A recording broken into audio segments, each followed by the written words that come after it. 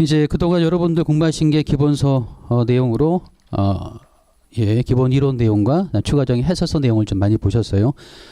계속 강조드리고 있지만은 법령집 위주로 하시라고 했죠. 법령집 위주로 주규정과 그리고 호의 체계 위주로. 물론 통칙은 기본입니다. 통칙은 기본이다. 문제가 또 나올 수도 있습니다. 최근에 50점짜리 문제 거의 5년 아닌가요? 몇 년 한 5년?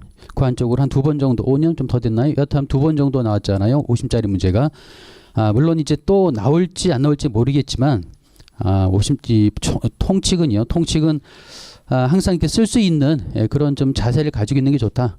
그 자세를 가지고 있는 좋다라는 의미가 어떤 의미냐면 문제가 나왔을 때 당연히 그 통칙 1부터 통칙 6까지 하나하나 항목이 다 10점짜리 또는 50짜리 출제 가능성이 있습니다. 통칙 같은 경우는 그 관련돼 있는 그 해설서에 나오는 사례들 있죠. 그런 것들 좀 같이 보셔야 되고, 기출 문제도 보면 사례를 묻는 해설서 사례를 묻는 문제가 기출이 됐었어요. 그래서 그러한 내용이랑, 그리고 다음에 이제 10점짜리도 나올 수가 있기 때문에 10점짜리 대비를 해서 뭐 한 페이지 또는 2페이지 분량 정도까지 쓸 수 있는 그런 준비는 좀 되어야 됩니다. 그리고 또 하나는 그 쓸 수 있는 그런 어떤 자세라는 의미는 요게 혹시 10점짜리든 50점짜리 문제 나왔을 때요. 서와 결 쪽에다가 또는 내용 중에 추가적으로 언급할 수 있는 그런 어떤 좀 마음을 가질 필요가 있다는 얘기입니다. 그래서 요즘처럼 항목으로 문제가 주어진다면 조금 틀려질 수는 있겠지만 또 더 특히나 항목에다가 요즘 점수가 주어지잖아요. 점수가. 그래서 통칙 1 뭐 사례 적고 그다음에 가로 열고 점수가 10점이라든가 이런 식으로 요즘은 점수가 주어지는 그런 분위기죠. 또 이제 내년에 시험 어떻게 나올지는 모르겠지만 그렇게 항목으로 주어지면서 점수까지 주어진다면 그 어떤 50점짜리 문제 제시됐을 때 통칙 이외의 문제가 제시됐을 때 통칙의 문제를 굳이 통칙의 내용을 굳이 언급할 필요는 없겠죠. 없겠지만 그래도 보통 이제 서와 결을 적는다고 말씀드렸지 않습니까? 50점짜리 문제는요. 50점짜리 문제 서와 결을 적을 때 서 또는 기타 분류 또는 결 이쪽에다가 관련되어 있는 내용을 좀 추가하는 게 좀 좋지 않을까 생각이 들어요. 예를 들면 대표적으로 기계 문제가 나왔다면, 그런데 아마도 기계 쪽에 16분화 84, 85류 또는 90류라든가 이런 쪽 문제가 나오면은요, 항목이 만약에 실제 5가지가 주어진다면 그 중에 하나는 통칙을 물을 가능성이 아주 높습니다. 실제 시험에서는요. 그럴 땐 당연히 그 통칙의 내용을 적으시면 되죠. 근데 그런 항목 문제가 통칙의 내용이 빠져 있다 할지라도요, 그래도 서설 쪽에다가 기호 쪽에다가 제시된 품목 분류는 결국은 통칙에 따라 분류해야 되지 않습니까? 통칙 1에 따라 기본이죠. 통칙 1에 따라서 주와 호의 용어에 따라 분류해야 됩니다. 그러니까 그런 내용을 서에다가 좀 기술하시면 좋을 것 같고요. 또는 결어든 또는 내용 중에 어디든 미조립 상태, 즉 통칙 이해가 또는 불완전 미완성 상태도 완성품 분류할 수 있다는 근거가 통칙 이해가죠. 통칙 이해가 특히 기계류 쪽이 많이 쓰이는 그런 통칙 내용입니다. 따라서 그런 것들도 내용 중에 한 번쯤은 또는 기타 분류라든가 결어 쪽에다가 언급하시는 게 좋지 않을까. 그래서 항목이 주어진다면 당연히 써야 되겠지만 주어지지 않는다 할지라도 어차피 서와 결은 쓰는 분위기죠. 서와 결은 쓰는 분위기입니다. 지금처럼 항목이 주어지면 그쪽에 배점이 많이 떨어지긴 하겠죠. 뭐 예전에도 말씀드렸을 거예요. 많이 될 때는 배점이 많이 될 때는 서 그리고 결이 있다면 서의 배점이 많이 될 경우는 제가 채점 하시는 분들 얘기 듣기로는 7점까지 된 적이 있다고 얘기 들었거든요. 7점. 지금은 이렇게 될 가능성은 없을 것 같아요. 이거는 이제 10년 전 그 이전에 얘기였던 것 같고요. 모의고사 때도 서에다가 배점을 주긴 줍니다. 물론 항목 문제가 주어지면 이쪽에 배점은 좀 현저히 떨어지긴 할 거예요. 그런데 만약에 항목 문제이지만 항목별로 점수가 주어지지 않는다면, 그래서 어떤 문제가 제시되고 항목별로 뭐 10점이라든가 그래서 또 뭐 10점 해서 총 50점이 나오면 사실 서와 결에는 이쪽은 배점이 안 되지 않습니까? 안 되죠. 따라서 이럴 때는 이렇게 서와 결에 배점될 포지션이 적다 보니까 실제로 적지 않으신 분들도 많긴 많아요. 적지 않는다 하더라도 크게 합격에는 좌지우지 될 것 같지는 않습니다. 왜? 패점은 이 안에 있으니까 여기에 맞추면 되죠. 그런데 50점짜리 문제라는 게 서술 문제고 저희가 적는 문제이기 때문에 저희도 전문 자격사 문제고요. 뭐 강의 중에 예전에 아마 말씀드린 적이 있을 거예요. 그 저쪽 사법고시라든가 이런 쪽 시험에 그 쓰는 요령이 나오죠. 쓰는 어떤 형식에 보면은 항상 이렇게 서와 결을 갖추도록 되어 있거든요. 그래서 10점짜리는 아니지만 50점짜리는 그래도 갖추는 게 좋지 않을까 싶습니다. 배점이 안 되더라도. 그래서 서두에 제시된 문제에 대한 개략적인 내용이라든가 또 정적을 거 없으면 통칙 있잖아요. 말씀드렸던 것처럼 제시된 항목 1, 2, 3, 4, 5번은 결국은 통칙 1에 따라 분류된다라는 얘기를 서에다 한번 적어주는 거죠. 제시된 이러한 문제, 이러한 품목들은 통칙 1에 따라서 주와 호의 용어에 따라 분류하면 된다라는 그런 내용을 좀 적어주면 좀 무난하지 않을까. 이럴 경우에 배점은 실제로 되지 않을 것으로 예상이 되지만 저희 모의고사 때는 만약을 대비하는 거죠. 그리고 또 어떻게 나올지 모릅니다. 따라서 실제로 배점이 될 거예요. 많이 되지는 않을 겁니다. 이렇게 점수가 주어진다면 글쎄요, 뭐 2점, 뭐 1점, 뭐 3점이나 2점 정도 합쳐서 서와 결 2점 정도 배점을 할 예상이고요. 지금 현재로는. 그리고 또 어떤 문제는 이렇게 점수가 주어지는 게 최근 유형이잖아요. HS 같은 경우에. 하지만 점수가 안 주어지는 문제도 나올 수가 있습니다. 그럴 때는 아무래도 서와 결에 조금 더 포지션이 늘어나지 않을까 싶어요. 그렇다면 예를 들면 3점, 2점 정도, 한 5점 정도로 배점을 할 예상입니다. 그런 것들을 감안해서 좀 적어주시면 좋고, 물론 점수가 각각 주어지면 그때는 이제 포지션이 좀 적어진다. 그래서 이것도 습관입니다. 습관. 문제가 어떻게 나올지 모른다. 뭐 적어서 손해날 건 없죠. 물론 시간이 좀 뺏길 수는 있겠지만 뭐 많이 적을 필요는 없잖아요. 그래서 몇 줄, 뭐 보통 보면은 서와 결 합쳐서 한 페이지 정도 적으십니다. 그래도 그런 내용들을 또는 내용 중에 이 안에다가 적을 만한 상황이 안 되고 적을 만한 여백이 없거나 한다면 끼어들 만한 상황이 안 된다면 그런 것들을 결에다가 한번 좀 추가 적어주면 여기서 빠진 부분 여기서 채점이 될지 안 될지는 확실치는 않지만 그래도 좀 가만히 될 소지가 좀 있죠. 위에서 언급한 것들 빠졌다면 그래서 어떤 그런 부분들 중요한 규정들을 그 항목에 적어야 되겠지만 혹시라도 상황이나 어떤 여러 가지 조건이 적을 만한 그런 여건이 안 된다면 뭐 기타 분류 쪽에 결호 쪽에다가 한번 좀 적어주시면 도움이 되지 않을까 싶습니다. 그래서 50점짜리 문제입니다. 뭐 10점짜리는 굳이 이럴 필요 없죠. 50점짜리 문제는 서와 결을 좀 연습을 평상시에 모의고사 때도 계속 이런 식으로 할 거고 배점이 되기도 하고 안 되기도 하겠지만 여튼 좀 연습은 필요하다. 처음에 쓰실 때 서와 결 이것 때문에 좀 고민들을 많이 하시긴 합니다.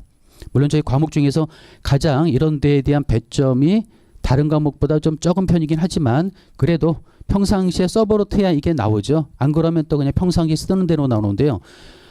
그럼 답안지를 종종 봤어요. 실제 서와 결을 배점을 한다 할지라도 지금처럼 항목으로 주어지는 배점 문제, 항목별로 점수가 주어지는 문제 그런 어떤 최근 문제 유형이 아니었는데도 불구하고 그 이전에 그러니까 예전에죠. 몇 년 전에 그때도 실제 시험이나 또는 모의고사 때 보면은요. 서와 결을 안 적는 분들이 종종 있습니다. 그런데 좀 그래요. 저희가 뭐라 그럴까요? 글씨를 너무 못 쓰면 좀 그렇잖아요. 그런 것처럼 50짜리 문제에 체계가 안 잡혀 있으면은요. 좀 눈이 들갑니다. 채점하는 부분이 결국은 사람이 하는 거잖아요. 기계가 하는 겁니다. 그렇다면 좀 정리정돈이 일종의 정리정돈이 나름대로 이렇게 논술력 문제, 서술력 문제가 체계가 잡혀 있다면 좀 보기가 좋습니다. 그리고 또 서에 어떤 내용이 중요하다라는 부분 그거를 좀 강조가 돼 있다면 HS는 기본 개념이라든가 중요 원칙을 알고 있구나라는 걸 한 번쯤 처음에 딱 볼 때 심어줄 수가 있거든요. 그런 긍정적인 효과가 배점이 되든 안 되든 있을 것 같아요. 그래서 서는 좀 적어주면 좋겠다. 결은 안 적더라도 서는 좀 적는 게 낫지 않을까 생각이 듭니다. 그래서 평상시 그런 연습을 하실 때 말씀드렸던 것처럼 서는 적을 게 없으면 뭐 통칙의 내용을 적는다든가 초반에는요 서에 많이 적는 내용이 뭐냐면 관세 율표에 관한 내용 그냥 이론적인 내용들을 많이 적습니다. 문제 그렇게 나오잖아요. 문제가 HS상 또는 관세 율표상 뭐뭐에 대해 설명하시오라 문제잖아요. 관세 율표상 85류 기계에 대해서 다음 사항을 위해 설명하시오. 항목 5가지 주어지고 이런 식으로 문제가 나옵니다. 이럴 때 관세율표 상이라고 문제가 제시되죠. 또는 HS상 뭐뭐에 대해 설명하시오 라고 문제가 나오면 결국은 이제 관세율표와 HS를 요거를 이제 서에다가 좀 초기에 1월달에 보면 많이 적어주는 편이에요. 뭘 적을지 모르다 보니까 그런 내용들을 좀 적는 분들이 종종 있습니다. 그래서 예를 들면 HS 플레임이 있잖아요. 하모나이즈 커머더티 디스크리션 앤드 코딩 시스템의 약자로서 어떤 분들은 숫자까지 적으시던데요. 4단위가 1200 몇 개며 6단위가 몇 개고 주가 몇 개 이런 거 적는 분도 있었어요. 근데 조금 그렇긴 해요. 그런데 여하튼 연습하는 거잖아요. 초기에 그런 연습을 통해서 쓸 수 있는 정 적을 게 없다면 그런 거라도 적으면 뭐 무난하긴 하겠지만 근데 이제 갈수록 많이 연습이 되시다 보면은요. 그런 내용보다는 실제 문제가 요구하는 것 직접적인 관련되어 있는 그런 내용들을 적으시는 게 좋다. 예를 들면은 항목에 아까 말씀드렸죠. 미조립 이런 내용이 없다면 서술 쪽에도 한번 적어준다는 얘기죠. 통치기 가에 따라서 제시된 이러한 기계류는 미조립 상태를 할지라도 완성품의 본질적인 특성을 가지고 있으면 완성 불리한다라는 통치기의 가를 한번 적어주는 겁니다. 그런 식으로 한번 적어한다면 예, 중요한 내용이잖아요. 아주 중요한 내용입니다. 그런 내용을 안 하는 것보다는 쓰는 게 낫겠죠. 배점이 되든 안 되든. 그래서 그런 어떤 좀 모양새를 제대로 된 체계를 좀 갖춘 모습을 보여줄 필요가 있다라는 좀 생각이 듭니다. 50짜리 문제는. 그리고 중간중간에 또 이제 앞으로 꾸준하게 연습을 하실 텐데요. 또 특히 이제 내년부터 모의고사 때는 본격적으로 쓰셔야 되잖아요. 그럴 때 이제 쓰는 연습이 좀 물론 필요합니다. 이게 속도 같은 것도 그래요. 나름대로 이제 고민들이 많이 하십니다.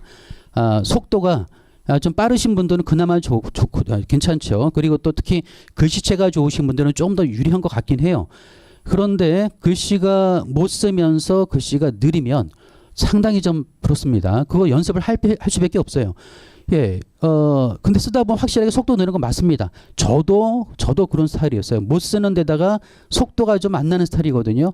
근데 결국은 이제 많은 연습을 통해서 극복을 했습니다. 나중에는 그래요. 이제 같이 공부했던 그 멤버들 이제 같이 이렇게 또 우리 토론하고 얘기하다 보면 제가 쓰는 물량이 꽤 많더라고요. 의외로. 글씨는 상당히 못 쓰지만 이제 그런 쪽으로 극복했죠. 글씨를 못 쓰는 것 때문에 고민을 많이 했지만 그래서 초기부터 난 많이 쓰자. 되도록이면 많이 쓰자. 관련된 물론 쓸데없는 내용을 쓰면 안 되겠지만 그래서 이제 전 과목별로 그랬던 좀 기억이 납니다. 그래서 여하튼 좀 속도를 키울 수 있게끔 연습이 좀 필요하다. 이것도 가끔 말씀드렸지만 지금부터 고민 벌써 끝나신 분도 계시죠. 어떤 걸로 내가 쓸지 어떤 펜으로 쓸지 그리고 어떤 자세로 또는 뭐 글씨 크기를 얼마나 할지 이제 본격적으로 고민해야 될 시기거든요. 벌써 끝나신 분들 계시긴 할 텐데 글씨 쓸 때도 그래요. 글씨 쓸 때도요. 이제 가끔 그 모의고사 끝나면은 그 일주일마다 최고점 합격자 답안지 걸려 있잖아요. 그거 꼭 보세요. 꼭 보시고 자신이랑 비교를 하시기 바랍니다. 어떤 내용을 썼는지 얼마나 또 글씨를 제대로 썼는지 어떤 내용이 들어갔는지를 좀 비교해 보시면서 좀 자극이 되면 좋을 것 같아요. 그래서 어떤 펜의 결정이라든가 글씨 크기라든가 이런 것도 잘 좀 고민해 보시고 또 글씨가 너무 작으면 그렇습니다. 특히 이제 여자분들이 많이 그런 것 같아요. 글씨를 좀 너무 작게 쓰시는 분들이 있거든요. 뭐 시험지 분량 충분하잖아요. 또 공부 많이 하신 분들은 요즘은 또 2권까지 쓰시는 분도 꽤 되시는 거 아시죠?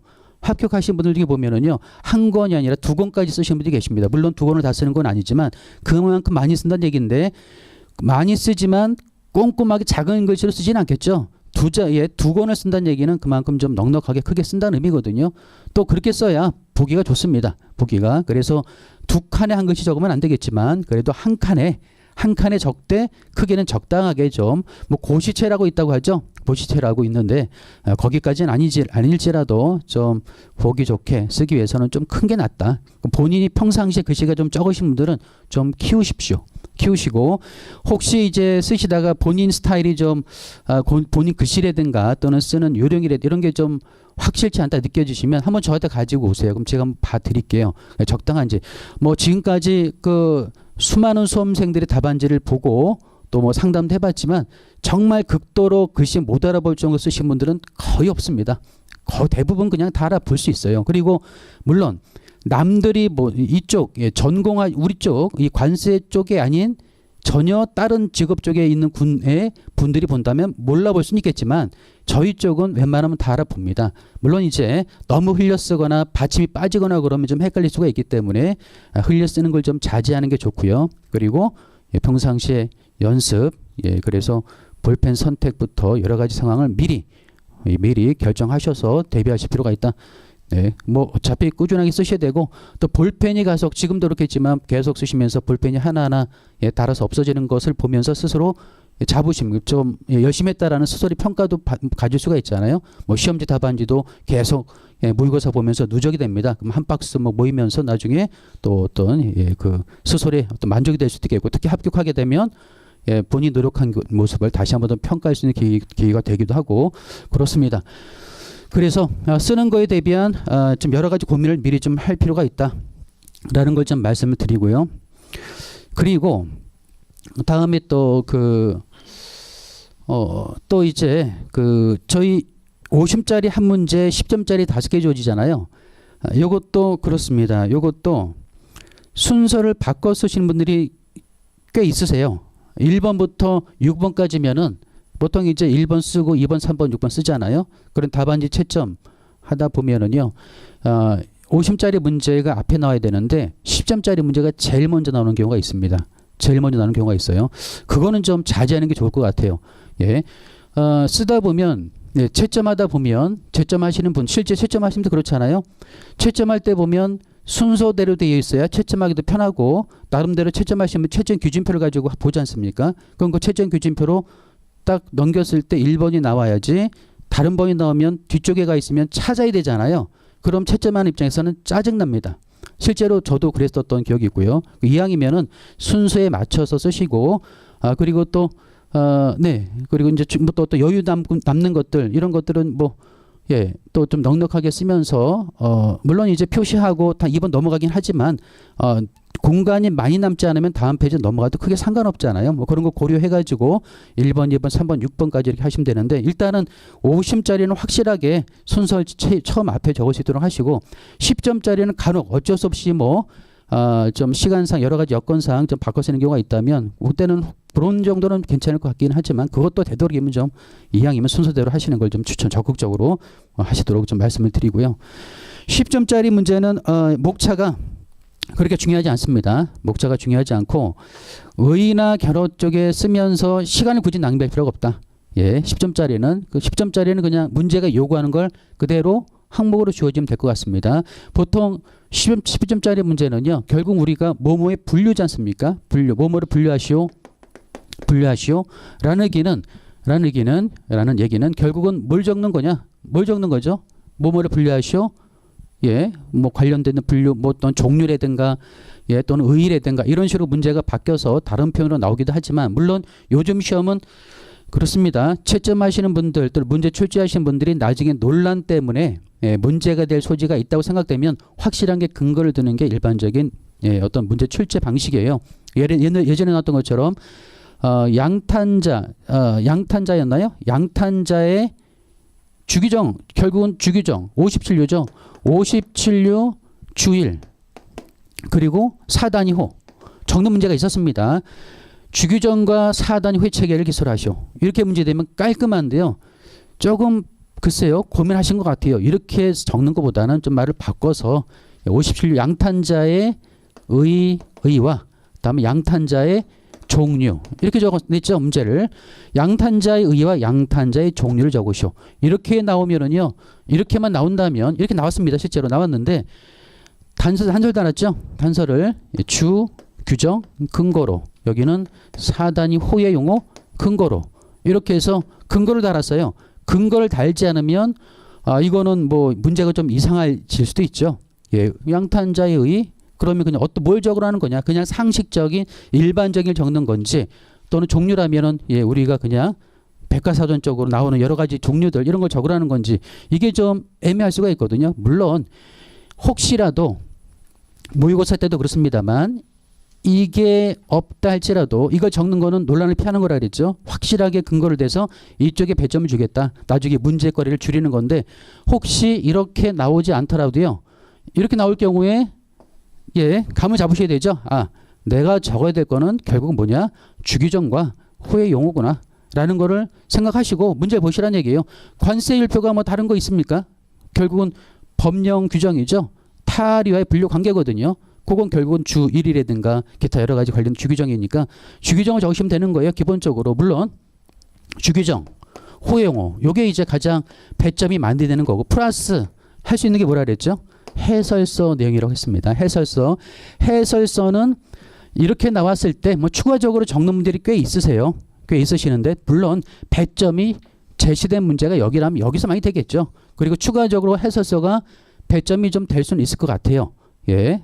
뭐 일단은 기본적으로 주규정과 호의 용어 근거라고 했으니까 여기에 배점이 제가 볼 땐 거의 8점 이상은 될 것 같습니다. 해설서는 1점 또는 2점 정도 되지 않을까 예상은 되는데 해설서도 네 여기도 네 뭐 저희 또 뭐 기본서라든가 나름대로 또 저희 공부하신 것들을 추가적으로 좀 적으시면 될 것 같긴 해요. 그래서 일단 이런 문제 나오면은 항상 세 가지로 염두에 두시면 됩니다. 첫 번째 주규정, 그리고 또 호의 용어를 물었다면 호의 용어, 그리고 기타 해설서인데요. 해설서도 종류가 크게 두 가지가 있죠. 해설서 내용이 통칙 빼고요. 하나는 총설 해설이 있습니다. 총설. 또 하나는 호의 해설이에요. 호의 해설. 두 가지가 있습니다. 총설과 호의 해설이 있는데요. 총설은 뭘 설명하는 건지 아시죠? 총설은 류를 설명하고 있어요. 류. 그다음에 호에서는 사단이 호를 설명하고 있습니다. 그래서 합격한 많은 관사님들의 얘기를 들어보면은요, 의견을 들어보면 다들 이제 공통적으로 하는 얘기가 그렇습니다. 사단이 호다는 이거를 좀 더 신경 쓰는 게 낫지 않을까. 자기가 공부해보고 시험 쳐보니까 이쪽에 총설적 류의 해설이 있습니다. 그래서 물론 기본서에도 나오지만 없는 것들도 있어요. 그래서 가끔 말씀드리기를 제가 홈페이지를 말씀드렸죠. 관세청 홈페이지 찾으시면 부해설도 있고 류해설도 있습니다. 없는 경우도 있지만 대부분은 다 있고요. 그 해설은 좀 전체적인 내용, 그 류에 관한 전반적인 내용이 설명이 되어 있거든요. 그래서 해설을 보더라도 여기에 조금 더 우선순위를 두셔라 라는 걸 좀 말씀드리고 싶습니다. 그래서 해설, 총설, 그리고 물론 가장 중요한 건 이거죠. 주규정. 그런데 이제 주규정을 얼마나 정확하게 쓰느냐, 이 부분이 고민될 부분 중 하나거든요. 얼마나 정확하게 쓰느냐. 어떤 분들은 이해를 통해서 문장만 내용이 맞다면 그러면 기본점 주지 않겠느냐라는 이제 말씀도 있고, 제 생각은요, 문제 유형마다 틀리라고 생각이 듭니다. 문제 유형마다 틀리다. 만약에 범위가 많은 거라면은요, 범위가 많은 거다. 뭐 좀 넓은 문제라든가 나왔던 게 뭐가 있죠? 예전에 최근에 나왔던 거 뭐 36부터 38류까지 뭐 그 앞에는 6부 주 1, 2, 3, 28류 주 1, 29류 주 1 또 시험에 나왔었죠. 그리고 여기도 나왔습니다. 여기는 두 가지를 물었어요. 하나는 분류 품목과 또 하나는 제외 품목을 물었습니다. 분류 품목은 요건 사단이 호를 묻는 문제였고요. 그다음에 제외되는 품목은 요건 주 1, 뭐 이런 데 나오는 제외되는 품목을 묻는 문제였거든요. 제외되는 품목 30류부터 38류까지 이거를 다 적는 게 시간도 꽤 걸리겠죠. 완벽하게 적을 수는 없다. 예, 완벽하게 적을 수 없겠죠. 주규정, 특히 제외되는 품목은 공부들 다른 주규정보다 조금 소홀한 부분 중에 하나입니다. 그러니까 정확하게 적는 분들이 거의 없어요. 많은 분들이 이거는 좀 제대로 적었습니다. 물론 분류책에도 완벽하게 법령지처럼 적는 건 아니고요. 그중에 대표 품목들이 있죠. 대표 품목들 한두 개, 뭐 이런 것도 중요한 품목들 위주로. 그래서 그렇게 해서 이제 쭉 해서 이것도 다 적기 힘들죠. 사실은 양이 꽤 많기 때문에 그런 것들 좀 추격해서 적는다. 주규정도 마찬가지입니다. 제외되는 품목도 조금 압축 추격해서 적어야 되고, 쓸데없는 내용도 가로에 있는 내용들 뺀다든가 그래서 좀 압축해서 적는 게 좋겠다. 이런 문제라면, 좀 넓은 문제라면 이때는 조금 더 취약해서 중요한 것도 위주로 적는 게 그게 맞다고 봅니다. 그렇지 않으면 어떻게 되죠? 만약에 완벽하게 적는다고 치면은 분명히 시간이 부족해요. 분명히 시간이 부족하고, 그렇다면은 36, 38까지 써야 되는데 쓰다가 보면 35까지밖에 못 썼다. 완벽하게 썼지만, 그런데 배점은 예를 들면은 이게 뭐 15점 됐다면은 류 하나의 배점이 또 한 8개, 9개로 나눠야 되지 않습니까? 호의 또 주규정, 호의 품목마다 틀리겠지만, 그러면 호 하나당 2점, 3점밖에 배점이 안 될 것 같거든요. 그렇다면은 35류까지 적으면 뒤에 있는 나머지는 다 점수가 빵점이죠. 물론 여기는 이 36부터 35류까지는 잘 적었지만, 잘 적었다 할지라도 배점은 3점뿐이다. 못 적었으면 2점, 예, 정말 못 적었을 때 1.5점 될 수도 있고 2점 될 수도 있고 또 더 잘 될 수도 있겠지만은, 그래서 결국은 결국은 앞에부터 제대로 적다 보면 오히려 뒤에 쪽 쓸 기회를 놓친다. 그렇게 점수를 까먹는 건 별로 좋은 방법은 아니다. 실제로 배점이 많이 될 게 아니기 때문에 그럴 때는 거기에 맞게끔 추격해서 적는 게, 그런 이제 연습이 필요하다고 생각이 듭니다. 이런 거는 줄여야 되고요. 반면에 뭐 이제 단순한 문제 가끔 나와요. 단순한 문제가 예를 들면 뭐 40류 주에서 규정한 고무란 이런 것들 있잖아요. 또 3606에 분류되는 가연성 재료란, 가연성 재료 제품이란 라고 해서 주기정을 그대로 묻는 경우가 있습니다. 이때는 당연히 완벽하게 적는 분들이 점수, 또 눈이 더 갈 수밖에 없습니다. 결국 상대 비교죠. 상대 비교입니다. 자반지를 봤을 때 어떤 분은 주기정을 거의 똑같이 적었다. 근데 어떤 분들은 축약해서 반으로 적었습니다. 반으로 적어서 그게 논리가 맞다면 그나마 다행이지만 또 논리가 맞다 할지라도 당연히 비교가 되죠. 배점이 주기정에 예를 들어서 8점이 된다면은요. 배점이 8점이 된다면 당연히 똑같이 적는 분들은 8점 줄 수밖에 없죠. 이건 뭐 논란의 여지가 없지 않습니까? 그냥 이대로 줘도 무방하죠. 그런데 축약했다. 내용이 한 반 정도밖에 안 된다. 그럼 내용은 맞지만 8점을 주기는 비교가 되죠. 이 사람은 완벽하게 적어 8점인데 좀 축약이 적은 분들은 내용은 틀리진 않지만 아무래도 주기정을 기술하라고 했는데 주기정을 기술했지만 좀 내용이 좀 빠졌다면 그러면 점수를 내용은 맞지만 좀 부족하다. 그러면 저 같으면 한 6점, 6.5점 정도 줄 것 같아요. 여기서 그러면 2점 정도 차이가 난다고 봅니다. 그런 게 이제 누적되는 거거든요. 그런 게 누적돼서 쌓이다 보면 점수가 차이가 나는 겁니다. 실제 시험도 그렇고 모의고사도 마찬가지예요. 그래서 문제를 잘 보라. 문제를 잘 보셔야 됩니다.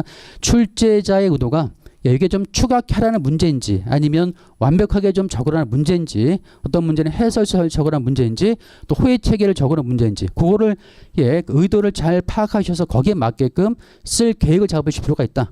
그래서 처음에 문제 보자마자 쓰시면 안 되고 출제 의도를 한번 생각해 본 다음에 이거는 이런 내용을 쓰겠다라고 미리 스스로 확인하시고 그리고 나서 적으셔야 고득점을 받을 수가 있지 그냥 느낌대로 쓰시면 그게 이제 잘못되면은 방향이 잘못 갈 수도 있습니다. 이제 가장 억울한 것 중에 하나 그런 거예요. 문제가 제시됐는데 근데 잘못 봐서 다른 내용을 적었다. 주기정을 주2를 적어야 되는데 또 최근 문제 그런 게 있었다 그랬죠. 61료 주1, 주2, 주3 뭐 이렇게 주 번호 요즘 주 번호 나오는 게 좀 약간은 추세죠. 약간 추세입니다.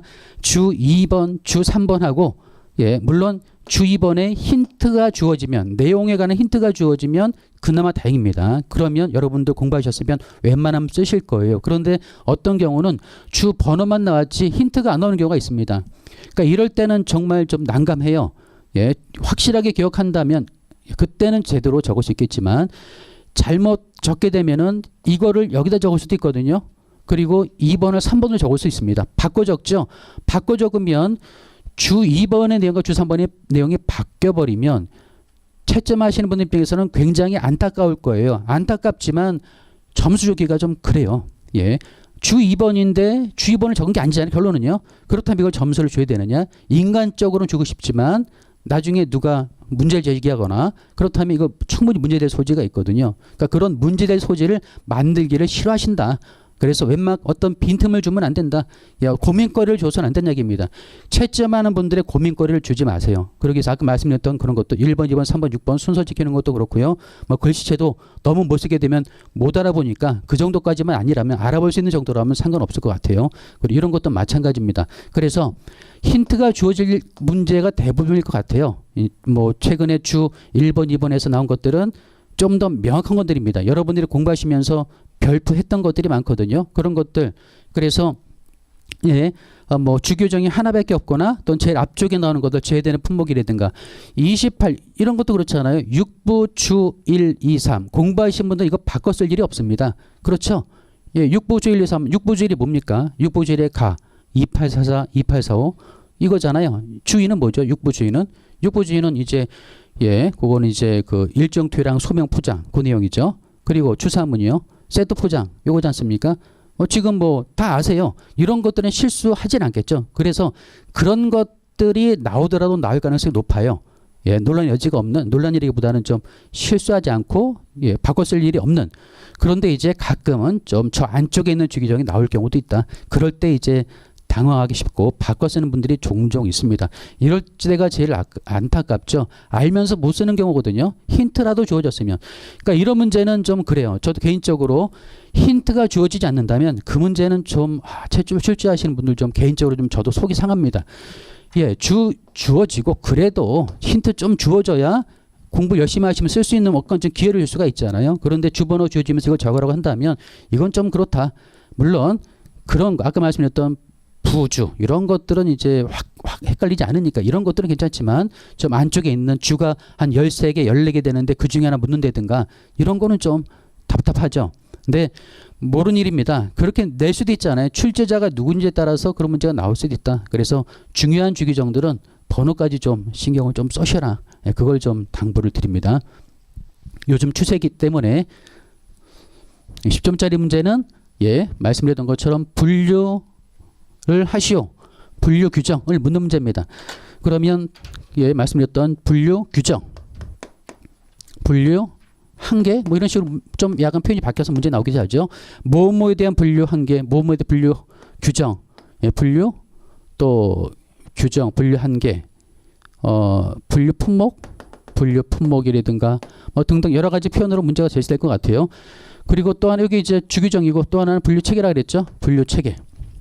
분류 체계는 4단위 체계입니다. 예.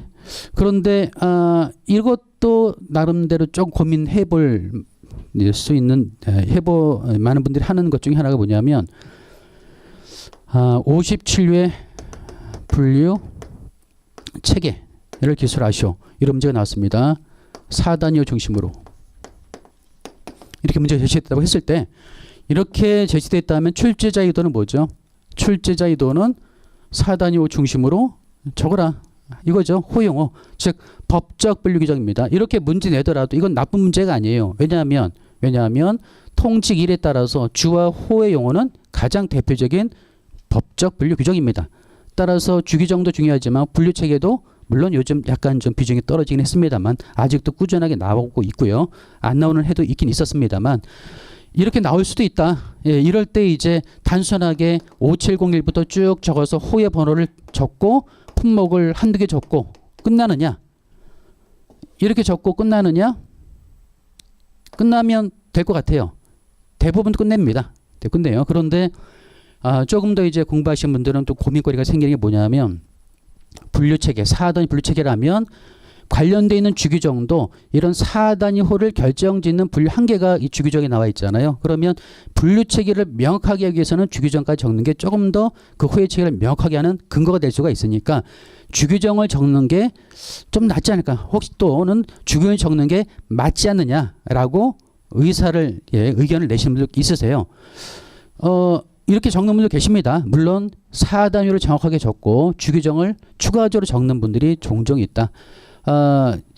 글쎄요, 모르겠습니다. 이쪽에 배점이 많이 될지는 않겠지만 이게 주요 배점 사항이겠죠. 이게 뭐 4단위의 체계만 완벽하게 적으면 배점 보통 이런 것들 모의고사 때 같은 경우는 완벽하게 적는다. 즉 법령집 그대로 적는다면 10점 또는 9점 정도 주겠지만 그렇게 적는 분이 별로 없다 그랬잖아요. 그럼 요약해 적으면 7점 내지 7.5점 그런 정도 배점 될 것으로 예상이 됩니다. 제대로 적으면. 그러니까 그 정도 받을 생각하고 적으시면 되는데 그럴 때 주규정을 추가로 적었다. 이거를 점수를 1점이라도 줘야 되는지 0.5점을 줘야 되는지 이런 부분이 고민될 수 있다는 얘기예요.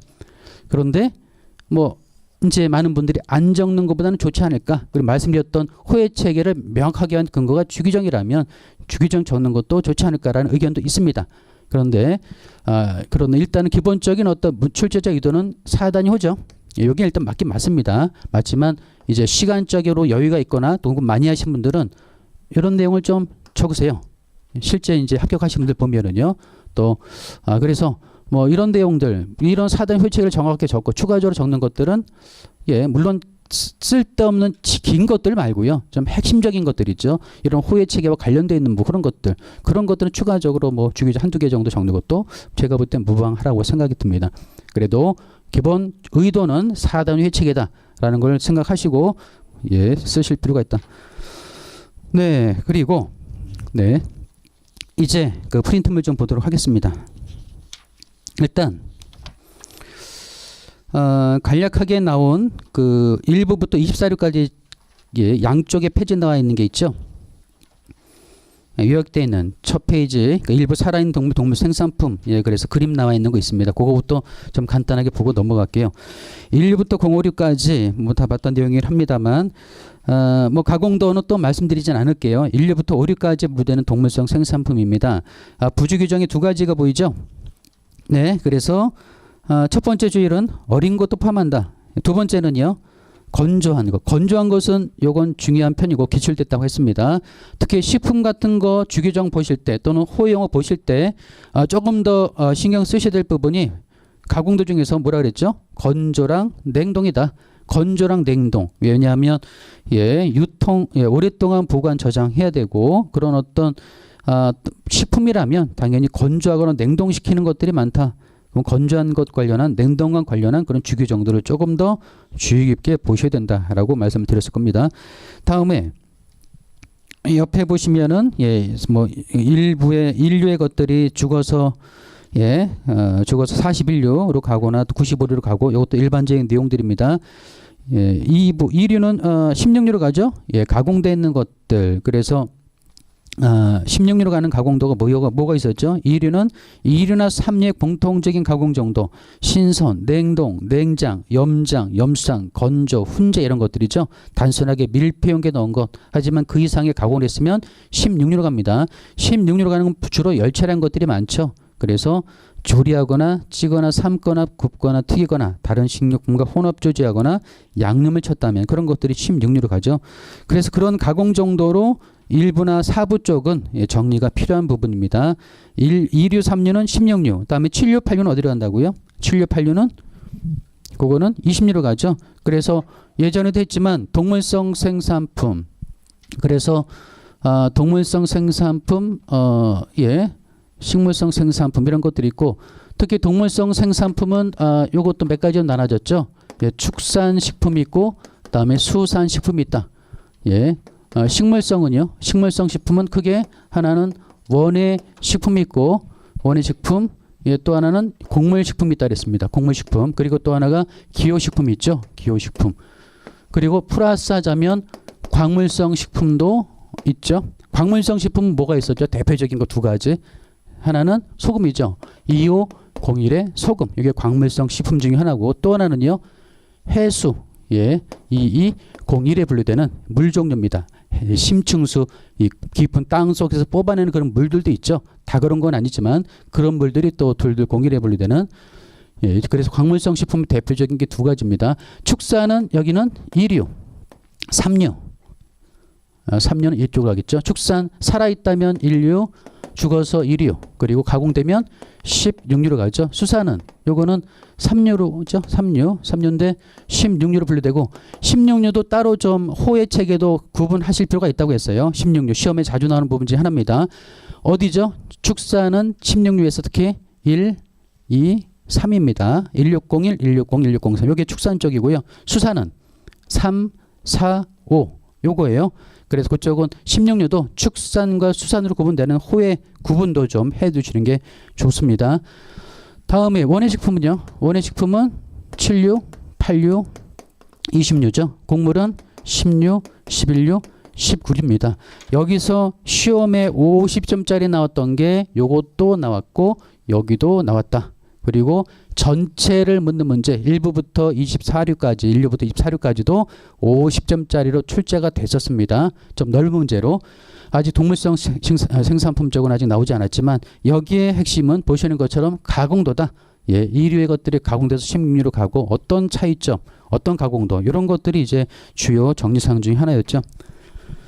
1페이지 넘어가고요. 다음 2페이지 보시면 2페이지 뭐 몇 개 안 되는 것들 지금도 틈틈이 사단이 정리하고 암기하고 계시죠. 말소 대면 각이라고 되어 있습니다. 01류는요. 말소, 돼지, 면양, 가금류, 기타 산동물. 가금류의 범위가 요것도 이제 닭, 오리, 거의 칠면조, 기냐, 새 이렇게 5가지에 한해서 가금류 해당이 되고요. 네, 그리고 2류는 6이죠. 그런데 이 2류에 분류되는 6은 1류의 것들이 죽어서 식용일 경우죠. 1류의 것들이 죽어서 식용이 되면 2류의 6으로 갑니다. 그래서 그런 가공도가 2페이지 우측에 나와 있죠. 거기 적혀 있는 것처럼 하단에 신선, 냉장, 냉동, 염장, 염수장, 건조, 훈제 일반적인 가공 방법이라고 적혀 있습니다. 2페이지 우측 하단에 보면은요. 다음에 육가공품 나와 있고 우측에 보시면 16류 분류되는 것, 끓인 것, 증기로 찐 것, 후라이한 것 등등 가공을 한 것들이죠. 이런 것들이 16류로 분류가 되고요. 다음에 그 위에 보시면은 또 용도에 의한 분류 방법이 나옵니다. 식용에 적합한 것이 2류, 식용에 부적합하다면 5류나 41류로 가죠. 동물성 생산품은 41류는 가죽, 원피 이런 것들이죠. 모피. 그리고 의료용으로 일시 저장한 것들, 의료용 동물성 재질은 0510입니다. 하지만 건조한 것들은 3001로 가죠. 하나 뺀 게 뭐였죠? 쓸개즙이죠. 담즙은 건조한 것들도 그냥 0510에 분류되는 품목이었고요. 다음 0504 장, 방광, 위 식용유 불문입니다. 또 하나 있죠. 또 하나 뭐죠? 피죠. 피는 0511로 갑니다. 그래서 장, 방광, 위, 피는 식용 여부 불문하고 056에 분류되는 품목이다. 다음 3페이지 보겠습니다. 삼류, 어류, 갑각, 연체동물이 나와 있죠. 그래서 여기도 살아있는 것들부터 쭉 해서 0308까지 분류가 됩니다. 이 중에서 좀 중요하다고 하면은요. 0308이 추가됐습니다. 중요하다기보다는 사단위 체계가 하나 늘어난 거 기억해 두시기 바랍니다. 2007년도에 0308이 여기 하나 추가됐어요. 그리고 다음에 삼류에 분류되는 가공 정도도 이류와 거의 똑같다. 그래서 신선, 냉장, 냉동, 염장, 염수장 뭐 이런 것들이죠. 그런데 추가적인 게 좀 있었습니다. 두 가지가 차이 나는 게 하나가 뭐였죠? 훈제 이전, 훈제 시에 조리한, 열 처리한, 훈제한 어류. 그리고 뒤에다 붙습니다. 어류, 갑각류, 연체동물, 수생, 무척수까지 다 포함이 되죠. 근데 요게 체크하셔야 될 이유가 바로 개정됐다 그랬죠. 훈제 이전, 훈제 시에 조리한, 훈제한 어류만 옛날에 3류였고요. 나머지는 다 16류로 갔었거든요. 근데 개정되면서 다 03류로 넘어왔습니다. 그래서 훈제 이전, 훈제 관련해서는 어류뿐만 아니라 갑각류, 연체동물 다 포함한다. 3류로 갑니다. 또 하나가 뭐였죠? 갑각류로서 껍질이 붙은 채로 물에 찌거나 익힌 것. 요거죠. 갑각류로서 껍질이 붙은 채로 물에 찌거나 익힌 것. 요것도 3류에 분류되지만 껍질을 벗겼다면 16류로 갑니다. 지금 말씀드렸던 두 가지, 요거 아주 중요한 내용 중에 하나예요. 3류에 추가되는 가공도 약간 좀 예외적인 그런 분류 방법 중에 하나죠. 그리고 네, 이런 것들이 또 이제 밑에 수산물의 분류 규정을 보시면 3류의 것들이죠. 3류의 것들이 5류, 23류, 21류, 16류랑 관련되는 것을 보여주는 그림입니다. 그래서 3류, 어류 이런 것들이 식용의 분, 그 중에 하나 예를 들자면 가운데 나온 내용 식용의 분, 좁은 펠리트, 식용의 가루죠. 고운 가루, 거친 가루 이런 것들이요. 가루나 거친 가루, 펠릿 이런 것들이 식용이라면 03류지만 비식용이라면 어디로 가죠? 23류로 갑니다. 23류. 23류는 이렇게 어떤 식용에 남은 잔재물들이 주로 분류되는 호들이다, 류다. 어류 숲이라고 되어 있는데 숲, 요거는 정확하게 세분이 어딥니까? 이 하나 04예요. 2104. 104. 103은 소스, 2104는 스프 종류입니다. 습, 동양적인 표현들은 찌개 종류 이런 것들도 다 2104에 분류가 되고요. 다음에 사료, 낙농품, 새알, 천연꿀 등이 분류가 됩니다. 제외되는 것들과 쭉 나와 있는데요. 이것도 이제 호의 체계를 보시면 1부터 6까지는 밀크류죠. 유제품들입니다. 이 중에서 시험에 나오는 대표적인 품목이 버터와 치즈입니다. 버터와 치즈, 그리고 0405 버터 옆에 데어리 스프레드도 같이 분류가 되죠. 거긴 적혀 있지 않지만 그래서 버터와 데어리 스프레드, 치즈 자주 나오는 주규정들이고요. 출제되는. 다음에 조랑 같은 경우 호가 두 가지죠. 7과 8입니다. 껍질이 붙었다 안 붙었다. 그리고 또 여기에 나오는 내용 중에 하나가 뭐냐면 난백, 난황도 나오죠. 난백은 단백질계 물질로서 35류 가지만 난황은 여기죠. 공사리 분류됩니다. 다음에 천연꿀도 이것도 좀 체크사항입니다. 천연꿀은 0409로 분류가 되지만 천연꿀은 여기지만 인조꿀은 어디라고요? 인조꿀은 17류 갑니다. 1702 17류로 가고요. 인조꿀 만드는 방법 세 가지가 있었죠. 천연꿀 플러스 인조꿀, 그것도 인조꿀이고 또 천연꿀에다 감미제를 첨가한 것들, 그리고 또 하나는 제주에서 만들어지는 인조꿀 다 17류로 가지만 또 하나 꿀 관련해서 2106에 분류되는 꿀이 있다고 했습니다. 로얄 제리로 강화한 천연꿀, 로얄 제리로 강한 천연꿀 2106로 가죠. 그래서 이 꿀이 시험에 나왔었고요. 그리고 꿀 요게 좀 실무적으로 중요한 것들이 가끔 나온다 그랬죠. 꿀 세율이요 차이가 많이 납니다. 이 꿀이 천연꿀 쪽은요. 천연꿀은 뭔지 저쪽 이런 꿀 하시는 분들 보호찬에서 그런지 모르겠지만 세율이 거의 200% 이상 되는 걸로 알고 있어요. 하지만 저쪽 이하나공유로 가면은 그거는 8%가 그렇습니다. 차이가 좀 많이 나요. 그렇기 때문에 또 위법이라든가 뭐 이렇게 편법으로 해서 이제 법적 문제가 되는 업체도 종종 있었죠. 천연꿀, 공사공구, 다음 기타 공사 10에 분류됩니다. 이런 것들이 가공도 또 아래쪽 그림 보시면 유제품으로 만드는 대표적인 제품이 아이스크림이에요. 아이스크림 21류 정확하게 2105입니다. 이하나공업 아이스크림이 분류가 돼요. 다음에 조란 조제품 21류로 하는 것도 있고요. 기름 15류, 인조꿀 지금 말씀드렸죠. 또 옆에 보시면 기타 19류, 19류로도 갑니다. 19류는 여기 1901이라고 되어 있죠. 1901 정확하게 이거였죠. 19류에 나온 내용 중 하나가 요거죠. 예, 1부터 4까지 분류되는 것들이 가공이 되면 그래서 아이들 먹는 분유가 되면 1901로 간다고 했습니다. 1901. 네. 그리고 또 여기 또 코코아미량에 관한 분류 규정까지 1806까지 구분한 게 같이 좀 정리가 필요한 내용 중에 하나였습니다. 그런 내용이죠. 거기에 19를 가는 것들. 당류, 글로브린 요게 이제 바로 난백입니다. 넘어갈게요. 4페이지 내용 보시면 이제 오류죠. 오류 이류에는 가공하지 아니하거나 단순히 정리한 것, 동물성 재료가 분류된다. 일반적으로 식용에 사용하지 않는. 그래서 여기는 식용이 아니다라는 게 중요합니다. 하지만 아까 말씀드렸던 장, 방광, 위, 피는 식용 여부 불문하고 무조건 공오류에 분류한다. 그리고 기타 A부터 쭉 해서 언급되고 있는 것들도 있습니다. 제외되는 것들이요. 그래서 쭉 한번 눈으로 또 보시고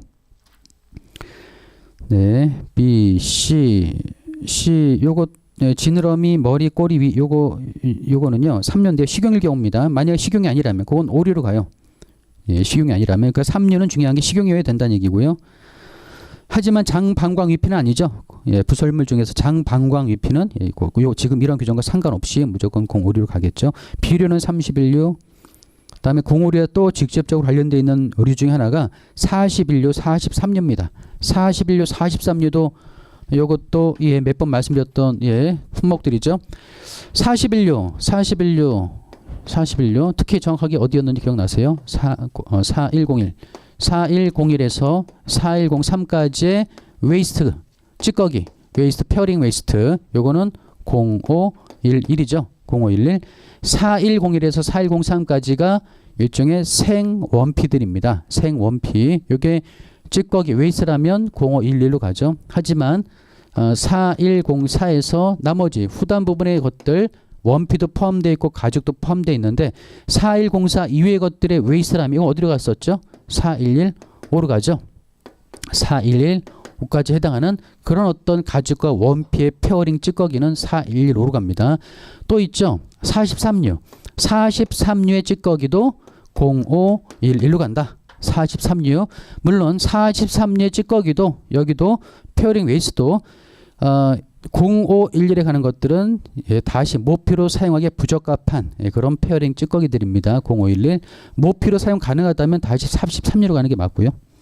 그래서 41류 즉 지금 보이는 게 8부죠. 8부랑 관련이 많은 예, 그런 품목 중에 그런 의류이기도 합니다. 이쪽이 05류. 그리고 요것도 옆에 보시면 예, 그 그림 하나 있습니다. 관련되어 있는 것들을 쭉 보여주고 있어요. 임모 0501에 분류되는데 옆에 보시면 임모 어디로 가죠? 가장 관련 많은 것이 67류입니다. 임모 제품은 67류로 가죠. 새의 의모피도 그렇죠. 새의 의모피 요거는 0505에 분류되는데 그곳의 제품은 예, 의모 제품은 67류로 가고요. 다음에 또 0502도 나오네요. 디지털 브러쉬 제조용 솜 이건 0501인데요. 이거 자주 말씀드렸죠. 브러쉬랑 관련돼 있다. 여기는 동물의 털입니다. 그런 것들 가지고 어떤 손잡이라든가 기둥 같은 거 이제 붙여가지고 브러쉬를 만들면 9603으로 가고 돼지털 같은 거 말고요. 식물성 어떤 브러쉬는 어디로 갔습니까? 재질이 식물성이라면 1404로 갑니다. 1404 를 가지고 만든 브러쉬도 똑같이 9603으로 간다. 다음 아이보리 뼈 얘기가 나옵니다. 아이보리 뼈, 귀갑 이런 것들은 일정한 형상으로 가공한 것들이 9601로 가죠. 동물성 재료를 가공한 것들이 9601. 식물성과 광물성을 가공한 건 어디로 갔습니까? 9602로 갔죠. 그 다음 호. 그래서 가공 어느 정도 가공이었냐? 일정한 형상으로 깎은 것. 예, 시트나 판, 봉 형상으로 맞는 것. 예, 뭐 밀링 등의 작업을 한 것. 또 표면을 연마했다든가 뭐 등등 예, 해설서에 나오는 가공 정도 언급이 되어 있고요. 기타 0511에 보시면 브러쉬 15류, 예, 또 뭐 동물성 지방, 뭐 천연 진주, 비료, 뭐 41류, 11부 등의 내용이 나오죠. 다음 넘어가겠습니다. 2부 식물성 생산품. 식물성 생산품 6류에서 14류까지 분류됩니다. 예, 기본적인 체계는 다 아마 아실 것 같고요. 또 각 류별로 중요한 주규정들은 꼭 체크를 하셔야 되겠죠. 네. 우측에 보시면 5페이지 우측에 이제 거기에 6류의 내용이 나옵니다. 6류 1, 2, 3, 4 두 가지 묶여 있죠. 예, 1, 2는 재배용, 3, 4는 장식용, 예, 식물이 분류가 됩니다. 그래서 주일에 나와 있는 내용이 거기 나와 있죠. 예, 육묘, 육정업자, 판매업자 공급하는 것들, 예, 관한 설명입니다. 다음 페이지. 6페이지 보시면 식용, 채소, 뿌리 및 궤경이 분류됩니다. 7류. 여기도 이제 이쪽은 좀 강조를 제가 했던 3번 있어요. 뭐냐하면 여기도 똑같습니다. 바로 냉동과 건조죠. 냉동과 건조. 냉동 채소는 어디로 가죠? 0710으로 합니다. 건조한 채소는 0712로 가요. 건조한 채두리는 0713으로 갑니다. 그런데 건조했다 할지라도 예, 0712 분류가 안 되는 것들이 종종 있었죠. 주규정에서. 이것도 나중에 나오는 데를 한번 살펴보기로 하고, 그 중에 대표적인 게 고추 같은 경우는 예, 여기에 분류하지 않죠. 고추는 건조, 파쇄, 분쇄하는 것들, 이런 것들은 다 0904로 갑니다. 예, 기타 또 채소류 중에서 감자 같은 것들 가루 상태로 냈으면 예, 건조한 것은 여기에 분류가 되겠지만 가루 상태는 저쪽 11유로 가죠. 등등 관련한 주규정이 좀 체크할 내용들이었고요. 그리고 가공도 나오죠. 밑에 7류 효용된 가공도 신선, 냉장, 냉동, 건조, 예, 그리고 염장, 염시장편이 빠졌다고 했습니다. 예, 건조, 그리고 일시 저장 처리한 것으로 그 상태로는 식용에 적합하지 아니한 것. 이게 이제 7류, 8류에 분류되는 가공 정도예요. 소금 저장 처리한 것들 있죠. 뭐 그런 것들이 이쪽에 분류가 됩니다. 염장, 염상 대신 이런 표현을 썼죠. 일시 저장 처리한 것으로 그 상태로는 식용에 적합하지 않은 것. 소금 저장 처리한 게 대표적인 얘기입니다. 소금 저장 처리한 것들은 이렇게 7류나 8류 쪽에 주로 분류가 되겠지만 예를 들면 설탕이라든가 식초라든가 이런 것들은 다 20류로 갑니다.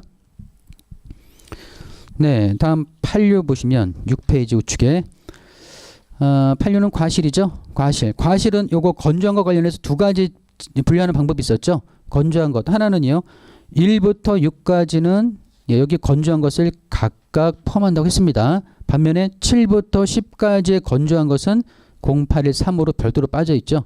예, 건조한 것이 좀 식품적으로 중요하다 보니까 8류의 특징 그렇게 구분되는 것도 체크사항이고요. 냉동과실 견과류는 0811에 분류가 됩니다. 이쪽은 그 재가수 처리했다라는 주규정 기억나시죠? 재가수 처리한 것들 신선하게 보이기 위해서 외장의 개선이라든가 이런 내용이 주규정이 있었고요. 가공 방법 볼게요. 아래쪽에 신선, 냉장 똑같습니다.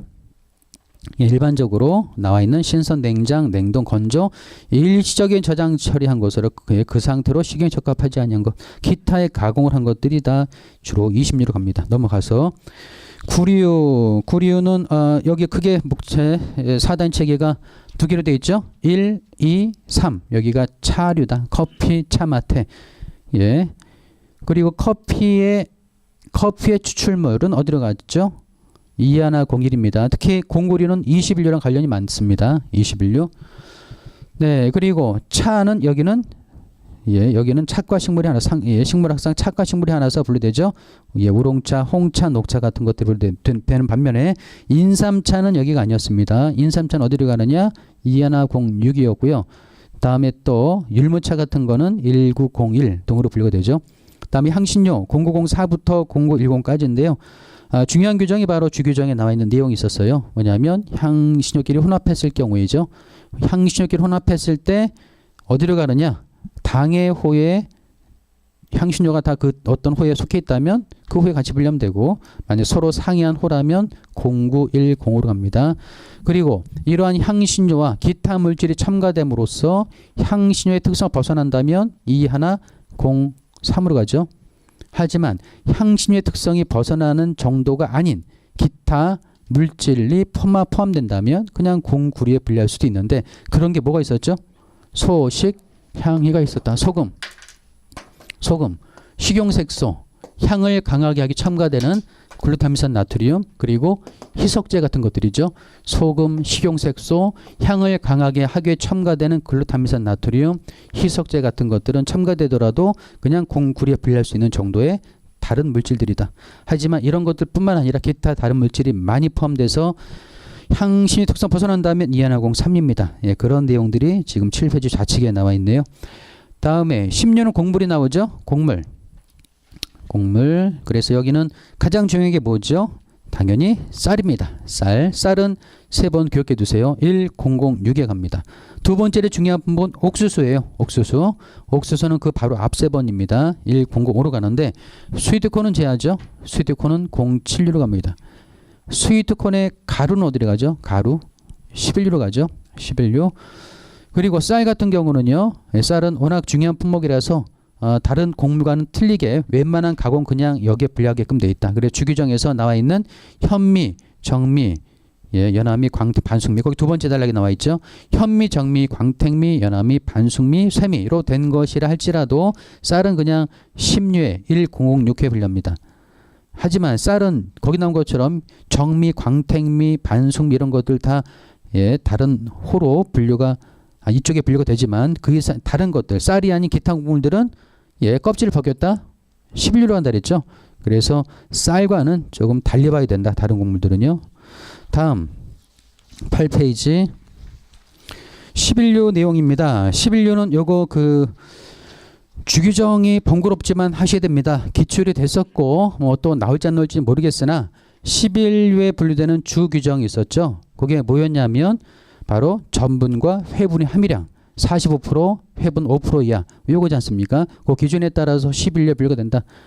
그리고 거기에 해당이 안 된다면 전분, 회분의 함유량 주규정에 의한 규정을 충족하지 못한다면 2302로 간다고 했습니다. 그리고 또 하나 그 안에 또 주 규정의 나목인가 부분 나오죠. 1101과 1102 그리고 3, 4의 구분 한계 또 메쉬 규정 따른 그 기준이 나와 있는데 그것도 반드시 하셔야 될 중요한 내용이고요. 다음 뭐 밀가루부터 쭉 해서 뭐 대충 볼게요. 1109까지 분류되는 각종 가루가 분류되는데 여기는 입자 크기가 중요하죠. 앞쪽에 1과 2 앞쪽은 좀 고운 밀가루 종류고 또 11류 주규정에 따라서 그 통과하는 비율이 따라서 좀 굵은 입자는 3, 4쪽으로 분류가 되죠. 그런 내용이 나와 있습니다. 따라서 이 뒤에 보면 문제도 하나 실어 놓은 게 있는데요. 쌀 같은 경우에 그러면 어디로 가느냐? 쌀은 1006으로 가잖아요. 하지만 쌀가루는 10류에 보면 쇠미라고 나와 있는데 그 쇠미가 아닙니다. 쌀가루는 11류로 가요. 11류로 어디로 갈까요? 바로 통과 비율의 규정에 의해서 고운 쌀가루는 1102로 갑니다. 1102로 가요. 좀 굵은 쌀가루는 1103과 4쪽으로 분류할 수가 있거든요. 그래서 쌀도 입자 크기에 따라서 분류가 11류 안에서 나눠진다 라는 얘기는 그게 중요하다는 얘기죠. 그 분류 한계, 분류 규정이. 네, 그리고 또 밑에 8페이지 좌측 하단에 보시면 가공곡물 콕 함유량 요것도 여러 번 말씀드렸습니다. 콕 함유량 요거 중요하죠. 40% 이상의 것. 그래서 지금 가공곡물 그 내용이 어떤 내용이냐? 바로 아까는 0404 요거였잖아요. 0404, 0401 그래서 거기는 몇 프로였는지 기억나세요? 1901과 1806과의 차이점. 여기는 콕 함유량이 5%죠. 5% 이상이라면 1806, 그렇지 않다면 0901입니다. 물론 이런 것들이 가공이 된 상태이어야 합니다. 가공이 된 것으로서의 조제 식료품에 관한 분류 방법이다. 그래서 2단계를 떠난 거죠. 여기를 가공해서 넘어가서 19로 넘어간 상태에서 즉 가공된 것으로서의 분류 방법이에요. 마찬가지로 여기도 그렇습니다. 거기 나오는 얘기가 11류잖아요. 11류에 분류되는 각종 제분, 밀가루 등등의 제분 상태가 가공이 되면 1901로 간다. 가공이 되면. 그리고 여기에 콕 함유량에 따라서 콕 함유량이 지금 몇 프로 돼 있죠? 40% 돼 있네요. 그래서 1806, 즉 40% 이상이라면 1806으로 분류가 되죠. 네. 네, 그리고 다음에 또 하나가 6%죠. 6%. 6%. 그거는 이제 출발점이 어디냐? 팽창 복권 주량 곡물이니까 심류가 출발이 됩니다. 심류. 심류에 분류되는 곡물. 예, 곡물이 팽창 볶아서 만들어지는 팽창 복권 주량 곡물이라면 요건 1904로 분류가 되고 이런 것들이 1806로 분류할 수 있는데 그 함유량이 6% 초과죠. 여기는 6% 초과. 6% 초과입니다. 코코 함유량이 5%, 40%, 6% 초과하면 이렇게 1806으로 가죠. 출발점이 여기다. 이런 건 일종의 원료라고 할까요? 생산품의 어떤 원료. 이런 것들이 가공이 돼서 19로 넘어간 다음에의 분류 방법이라고 했습니다. 그래서 이런 내용이 예, 그게 이제 언급이 되어 있죠. 계속해서 좀 볼게요. 또 보시면 네, 거기 이제 나오는 8페이지 우측에 보시면 그 정확한 예, 숫자, 그 표 나와 있는 것들 여기 특히 이제 전분, 회분, 함유량 그런 관련 추가적인 내용, 뭐 주규정입니다. 주규정 그 내용을 표로 적어 놓은 거고요. 다음 네, 11류가 23류랑 관련이 돼 있죠. 23류, 11류 제분 상품의 예, 것들이 잔유물로서 아까 말씀드렸던 그 전분의 함유량, 회분의 함유량 기준을 충족 못한다면 23류로 간다. 2302로 간다고 말씀드렸죠. 다음 9페이지 보겠습니다. 9페이지 11류 체형 적합한 종자와 가실 1부터 14까지 있는데요. 11류에서 예, 일단 호 기준으로 봤을 때 가장 중요한 호는 뭐냐면 예, 1211이에요. 1211. 1211 또 1212도 하셔야 되는데 기본적으로 이렇게 중요하다고 말씀드린 거는 바로 주규정이 있는 경우입니다. 주규정 있는 것들. 그래서 1211과 1212 또 하나 주규정에 1209도 나와 있습니다. 1209. 1209 여기 파종용이죠. 요거 주 3에 나와 있고 다음에 1211 요거는 주 4. 그리고 112는 주 5에 나와 있습니다. 뭐 내용은 넘어가겠지만 주규정 관련되는 호로서 각각 주규정 가치 정리가 필요하고요. 10점짜리 가능합니다. 네, 체형 적합한 종자와 가실에 관한 내용들. 다음에 13년 락검수지죠. 13년 락검수지 식물성 쇠가 X가 분류가 되는데 여기는 예, 호가 2개밖에 없다. 2개밖에 없으니까 요거 예, 조금만 보시면 되죠. 조금만 신경 쓰시면 바로 되실 거예요. 1과 이 두 가지다. 락검수지가 1, 식물성 쇠가 X, 추출물이 2에 분류가 됩니다. 13의 주요 규정은 뭐냐면 분류되는 품목과 제외되는 품목이다. 분류되는 품목은 이렇게 두 가지가 있는 거죠. 호 기준으로. 다음에 제외되는 품목들은 주 1에 나와 있습니다. 뭐 감초 추출물, 메가 추출물, 커피 차례든가 또는 이제 고무 얘기가 나오죠. 천연 고무, 발라타, 구테, 베르카. 이거 어디로 가죠? 40류로 가죠. 그런 내용들이 이제 주규정에서 언급이 되어 있고요. 다음 14류 볼게요. 14류는 여기도 간단합니다. 간단한데 이쪽도 일단 14류는요 용도별로 좀 분류되는 품목들이라는 걸 좀 기억해 두시면 좋을 것 같아요. 그것도 문제 아마 실어놓은 게 있을 겁니다. 14류에는 용도별로 분류되는 품목들인데 어떤 게 있냐? 이런 게 있었다 그랬죠. 편, 충, 비, 기가 있다고 했습니다. 편, 충, 비, 기. 편 뭐였죠? 편조물용. 편조물용은 1401, 다음에 충전용, 그리고 비나 브러쉬 제조용, 그리고 기타. 기타는 뭐가 있었냐면 뭐 염색이라든가 또는 식품 포장이라든가 식품 포장, 염색 식품 포장 또 뭐가 있죠? 염색 식품 포장 또는 조각용 식물이라든가 또는 면히터도 여기 분류되죠. 면인터 같은 것들이 다 이쪽에 분류가 됩니다. 그래서 이런 것들이 분류되는데 요 세 가지는 다 1404로 간다. 그래서 호가 두 가지가 있다.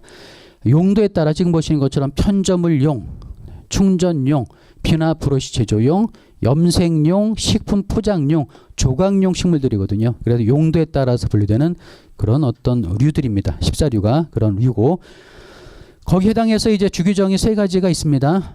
내용은 넘어갈게요. 다음 10페이지 보시면 10은 15류 3부죠. 3부는 15류 하나밖에 없는데요. 여기 이제 또 주규정이 그렇게 중요한 게 있진 않아요. 근데 기본적으로 주규정이 중요한 게 없기 때문에 4단위 체계는 정리하라고 말씀드렸을 겁니다. 4단위 체계.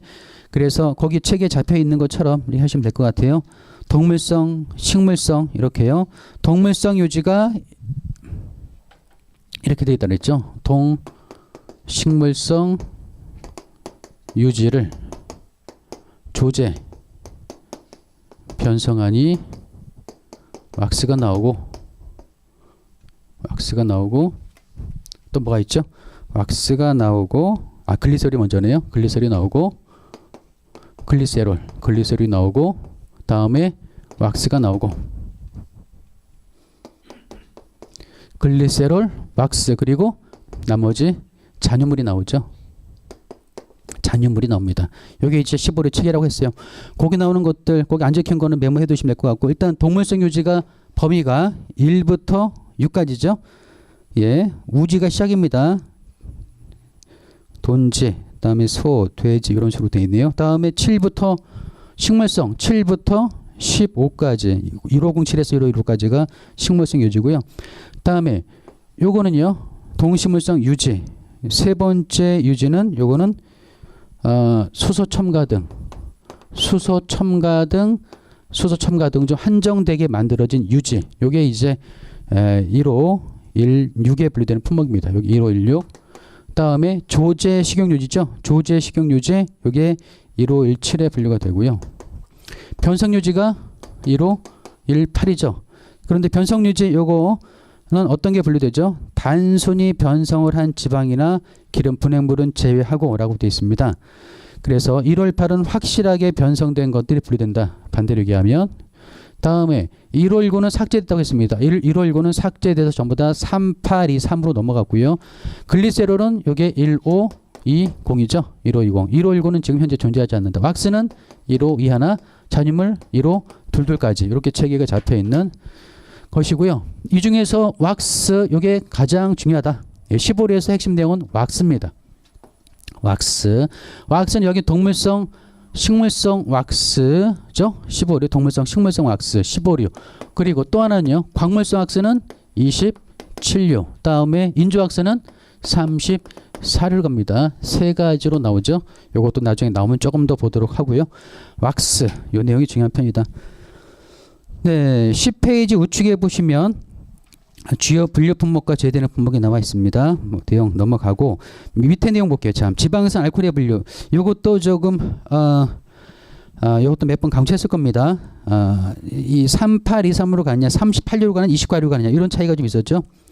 오레인산, 토류지방산, 기타지방산 그래서 85%, 90% 이렇게 나와 있고요. 토류지방산은 순도가 높으면 3823, 순도가 낮으면 3803이죠. 토류지방산은. 오레인산과 기타지방산은 순도가 높으면 어디로 가죠? 29류 가겠죠? 29류 가고 낮으면 옛날에는 1520이었는데 1519였죠. 1510이 아니라 1519였는데 그게 삭제되면서 3823으로 넘어갔다. 그래서 이 지방산의 분해 생산물에 관한 품목 분류 기준 그 표 요거 잘 봐두세요. 거기는 나와 있지 않지만 글리세린은 몇 프로죠? 글리세린 95%죠. 95% 기준에 따라서 이상이면 29류, 낮으면 그거는 15류로 가죠. 낮은 것은 조상의 글리세롤. 지금 칠판에 봤던 글리세롤 1520으로 갑니다. 다음 11페이지 볼게요. 4부입니다. 4부는 16류부터 24류까지 있는데 물론 가장 중요한 16류 규정이 대표 규정 4부에서 가장 중요한 규정이 16류 주위에 나와 있죠. 그게 바로 유기함유량 20% 초과 규정입니다. 유기함유량 20% 초과한다면 16류에 분류가 되죠. 하지만 세 가지는 제한다고 했습니다. 제외되는 게 뭐가 있느냐? 1902, 2103, 2104 세 가지는 유기함유량과 관련 없이 당해류에 16류에서 제외돼서 지금 말씀드린 호의 분류가 가능하다. 그런데 그때도 말씀드렸지만 기본적인 각각의 특성을 벗어나면 안 된다고 했어요. 예를 들면 습이다. 습은 요거는 이하나공사고 이하나공사는 유기함유량이 20% 초과되더라도 16류가 아니라 이하나공사다라는 얘기잖아요. 하지만 습이라 할지라도 육이 지나치게 많아서 그래서 예를 들면 육이 80%다. 육이 20% 넘어가도 상관없다고 됐으니까 어떻게 보면은 법 규정만 따지자면 6이 80% 이상이라 할지라도 이하나공사를 갈 것 같지만 그렇지 않다 그랬죠. 습이라는 전제 조건은 지켜줘야 된다.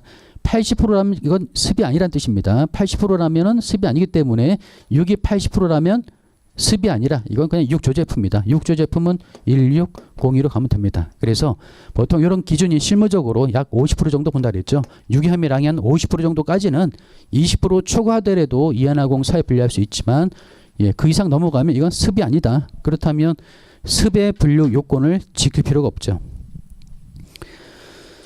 네, 그리고 또 거기 나오는 것들 뭐 당뇨, 코코아부터 24류까지 담배가 나오고 있고요. 11페이지 우측에 보시면 또 일반적 가공도 얘기가 다시 한번 설명이 되어 있습니다. 뭐 내용 봤던 내용이니까 넘어갈게요. 다음에 16류 말씀드렸던 것처럼 가장 중요한 게 20% 함유량입니다. 주 16류 주 2에 나와 있어요.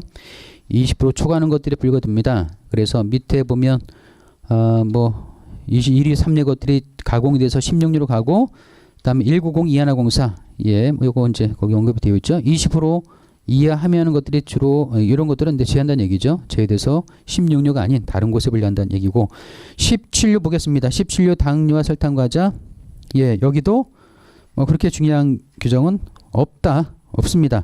제외되는 품목의 주일의 규정이 하나 있거든요. 주일의 규정, 제외되는 것들.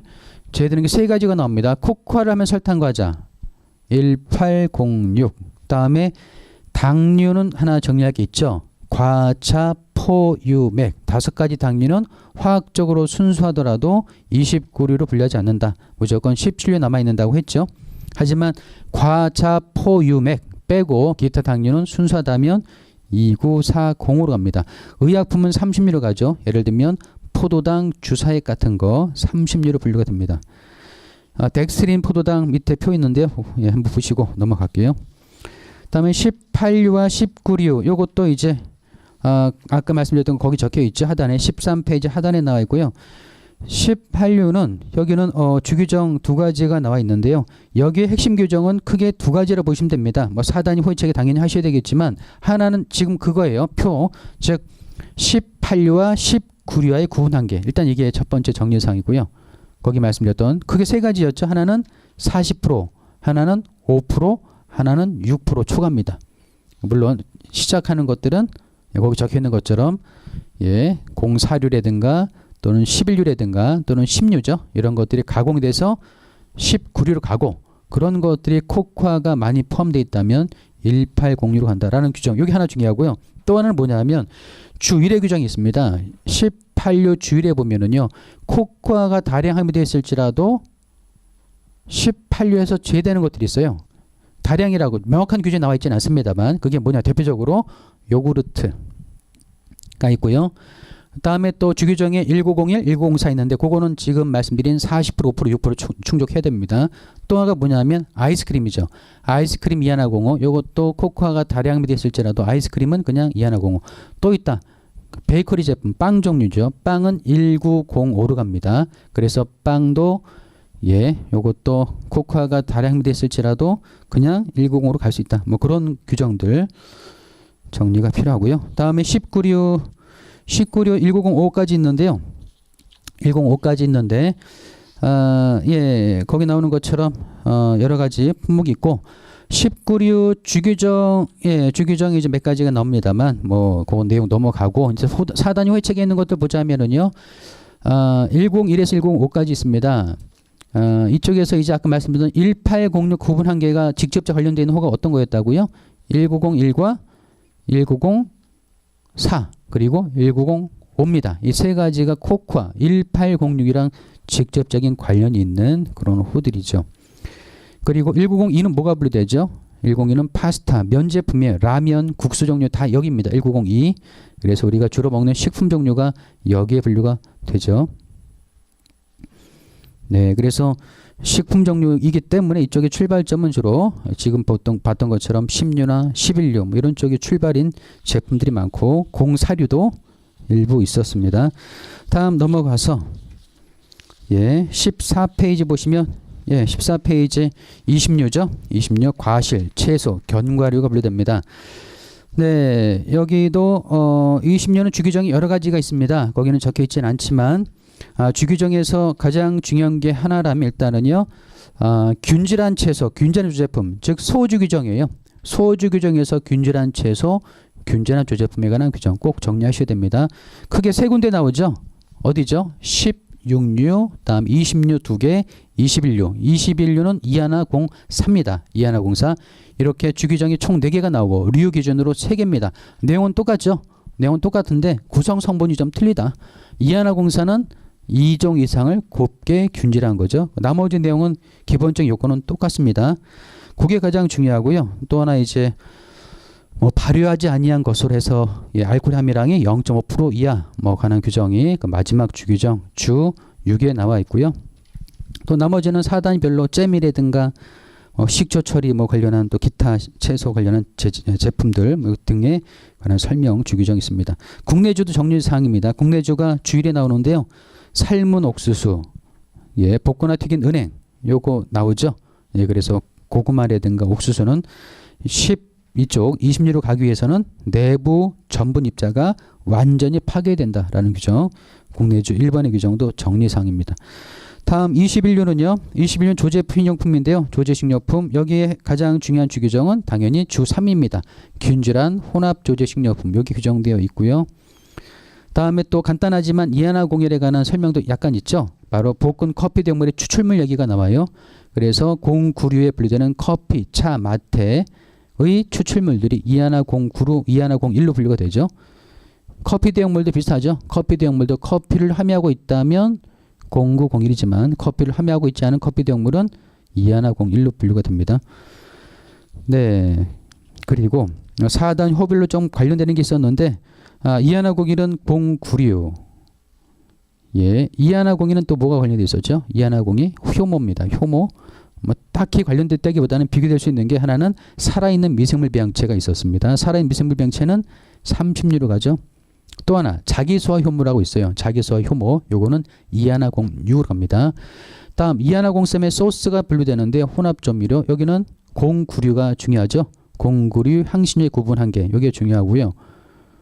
또 하나는 2103과 2104는 유기 함유량 20% 초과하더라도 상관없다 라는 거 또 기억해야 되겠습니다. 아이스크림도 하나 스프 이하나공사도 체크할 게 있었죠. 균질한 혼합 조제식료품 주 3의 규정과 또 하나는 여기도 유기 함유량 20% 초과되더라도 상관없다. 다음 아이스크림도 하나 볼 게 있습니다. 2가지 정도 체크하시면 돼요. 아이스크림은 이하나공호인데 하나는 코코아가 다량 함유되었을지라도 아이스크림 이하나공호.